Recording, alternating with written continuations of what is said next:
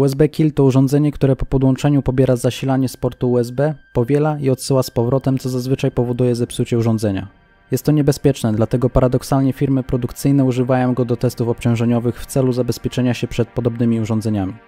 Wersja, którą widzicie na filmiku, to USB Kill V4 Tactical, gdzie dostajemy w zestawie mnóstwo adapterów oraz dwa urządzenia o nazwie USB Kill Shield, które mają za zadanie wykryć tego typu atak i go zablokować.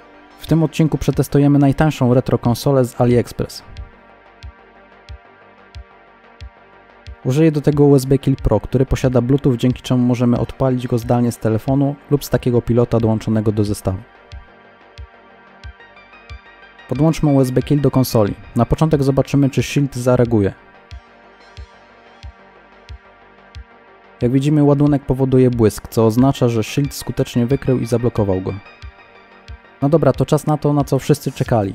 3, 2, 1, BUM!